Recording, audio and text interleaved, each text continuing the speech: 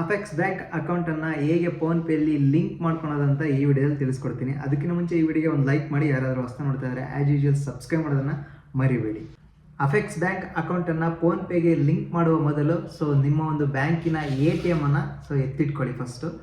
ನಂತರ ನೀವು ಫೋನ್ಪೇಗೆ ಲಾಗಿನ್ ಆಗಿ ಫೋನ್ಪೇ ಇನ್ಸ್ಟಾಲ್ ಮಾಡ್ಕೊಳ್ಳಿ. ಅಕಸ್ಮಾತ್ ಇನ್ಸ್ಟಾಲ್ ಮಾಡ್ಕೊಂಡಿಲ್ಲ ಅಂದರೆ ಇನ್ಸ್ಟಾಲ್ ಮಾಡಿದ ತಕ್ಷಣ ನೆಕ್ಸ್ಟ್ ಪ್ರೋಸೆಸ್ ನಿಮಗೆ ತಿಳಿಸ್ತಾ ಹೋಗ್ತೀನಿ. ಫೋನ್ಪೇ ಮೇಲೆ ಕ್ಲಿಕ್ ಮಾಡಿ. ಇನ್ಸ್ಟಾಲ್ ಮಾಡಿದ ತಕ್ಷಣ ಈ ರೀತಿಯಾಗಿ ಡಿಸ್ಪ್ಲೇ ಆಗುತ್ತೆ. ನಿಮಗೆ ಕಾಣ್ತಾ ಇರೋದು ಫೋನ್ಪೇ ಲಾಗಿನ್ ಆಗಿದ ತಕ್ಷಣ ನಿಮಗೆ ಪಾಸ್ವರ್ಡ್ ಕೇಳುತ್ತೆ.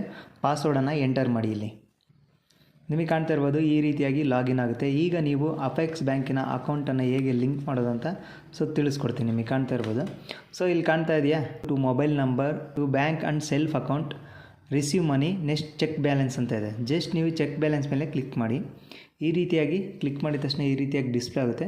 ನಿಮಗೆ ಕಾಣ್ತಾ ಇರ್ಬೋದು ಕೆಳಗಡೆ ಸ್ಕ್ರೋಲ್ ಮಾಡಿದ ತಕ್ಷಣ ಆ್ಯಡ್ UPI ಅಕೌಂಟ್ ಅಂತ ಇದೆ. ನಿಮಗೆ ಕಾಣ್ತಾ ಇದೆ ಲಾಸ್ಟ್ ಆಪ್ಷನ್, ಅದ್ರ ಮೇಲೆ ಕ್ಲಿಕ್ ಮಾಡಿ. ಅದ್ರ ಮೇಲೆ ಕ್ಲಿಕ್ ಮಾಡಿದ ತಕ್ಷಣ ನಿಮಗೆ ಈ ರೀತಿಯಾಗಿ ಡಿಸ್ಪ್ಲೇ ಆಗುತ್ತೆ. ಬ್ಯಾಂಕ್ ಅಕೌಂಟ್ ಮೇಲೆ ಕ್ಲಿಕ್ ಮಾಡಿ. ಇಲ್ಲಿ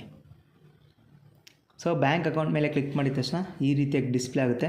ಇಲ್ಲಿ ಸರ್ಚ್ ಬೈ ಬ್ಯಾಂಕ್ ನೇಮ್ ಅಂತ ಇದೆಯಲ್ಲ, ಇಲ್ಲಿ ಅಪೆಕ್ಸ್ ಬ್ಯಾಂಕ್ ಅಂತ ಟೈಪ್ ಮಾಡಿ.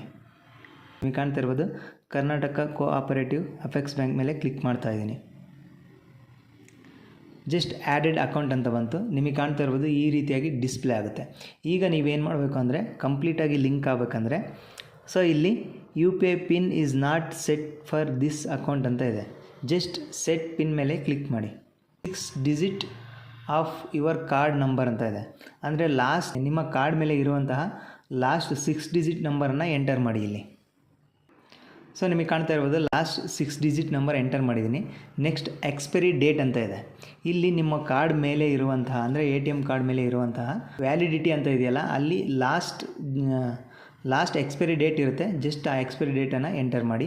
ಕಾಣ್ತಾ ಇರ್ಬೋದು 0629 ಎಕ್ಸಾಂಪಲ್. ಓಕೆ, ನೆಕ್ಸ್ಟ್ ನಿಮಗೆ ಕಾಣ್ತಾ ಇರೋದು ಕಂಟಿನ್ಯೂ ಮೇಲೆ ಕ್ಲಿಕ್ ಮಾಡಿ.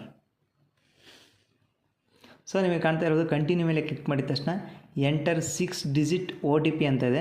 ನಿಮ್ಮ ಒಂದು ಬ್ಯಾಂಕಿಗೆ ನೀವು ಫೋನ್ ನಂಬರನ್ನು ರಿಜಿಸ್ಟರ್ ಮಾಡಿರ್ತೀರಲ್ಲ, ಆ ಒಂದು ನಂಬರ್ಗೆ ಒಂದು OTP ಬಂದಿರುತ್ತೆ. ಆ ಒಂದು ಫೋನ್ ನಂಬರ್ಗೆ OTP ಬಂದಿರುತ್ತೆ. ಆ ಒಂದು OTPನ ಇಲ್ಲಿ ಎಂಟರ್ ಮಾಡಿ. ಈ ಒಂದು OTPನ ಎಂಟರ್ ಮಾಡಿಬಿಟ್ಟು ಜಸ್ಟ್ ಸಬ್ಮಿಟ್ ಮೇಲೆ ಕ್ಲಿಕ್ ಮಾಡಿ.